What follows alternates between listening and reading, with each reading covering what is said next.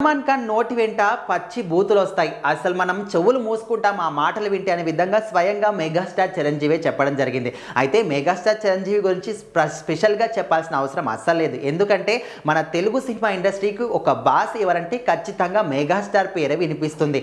ముఖ్యంగా ఎంతోమంది స్టార్ హీరోలు ఉన్నప్పటికీ వాళ్ళు ఏదో ఒక ఫ్యామిలీ బ్యాక్గ్రౌండ్తో వచ్చిన వాళ్ళు ఉంటారు ఖచ్చితంగా. కానీ మెగాస్టార్ చిరంజీవి ఆ విధంగా కాకుండా ఒక సాధారణమైన మధ్యతరగతి కుటుంబం నుంచి వచ్చి ఎన్నో కష్టాలు, ఎన్నో స్ట్రగుల్స్, ఎన్నో అవమానాలు ఇవన్నీ కూడా ఎదుర్కొని ఇప్పుడు మాత్రం మెగాస్టార్ అనే రేంజ్కి మాత్రం ఆయన ఎదిగాడు. ప్రతి ఒక్కరు కూడా దీని వెనుక ఎంత కష్టం ఉంది, ఎంత కృషి ఉంది, ఎంత పట్టుదల ఉంటే రాత్రింబవళ్ళు ఎన్ని కష్టాలు ఫేస్ చేస్తుంటే ఆయన ఈ స్థాయికి వస్తాడు.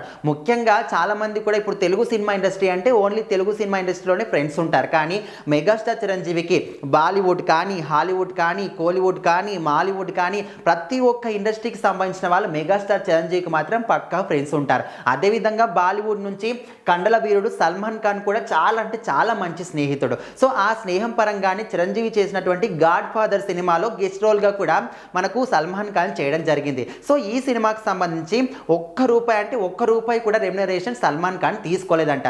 ఈ విషయాన్ని స్వయంగా చిరంజీవి చెప్పడం జరిగింది. సో తన ఎలాగో రెమ్యునరేషన్ తీసుకోలేదు కాబట్టి మనమే ఇద్దామని ఒక వ్యక్తికి డబ్బులు ఇచ్చి సల్మాన్ ఖాన్ ఇంటికి చిరంజీవి మాత్రం ఒక వ్యక్తిని పంపించడం జరిగిందంట.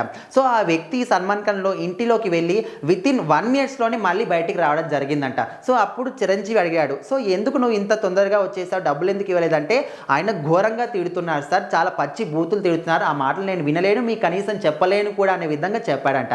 అంటే ఇక్కడ ఆయన చూసుకుంటే ఇక్కడ చిరంజీవి మీద ఎంత ప్రేమ అభిమానం ఉందో మనం క్లియర్గా అర్థం చేసుకోవచ్చు. చిరంజీవి మీద ఉన్న స్నేహభావంతో, ఆయన మీద ఉన్న ప్రేమ అభిమానంతో ఆయన సినిమాలు నటించాడు తప్ప ఇలాంటి రెమ్యునరేషన్ కూడా ఆయన కోరుకోలేదు. సో మొత్తానికైతే సల్మాన్ ఖాన్ నోటి వెంట పచ్చి బూతులు వినిపిస్తాయి. ఆ మాటలు ఎవరు కూడా వినదలుచుకోలేదు. సో ఆ మాటలు కూడా నా మీద ఉన్న ప్రేమతోనే ఆయన చెప్పడం జరిగింది. ఒకవేళ నేనే వెళ్ళుంటే ఇంకే విధంగా రియాక్ట్ అయ్యేవాడు అనే విధంగా చిరంజీవి చెప్పిన మాటలు సల్మాన్ ఖాన్ గురించి చాలా వైరల్ అవుతున్నాయి.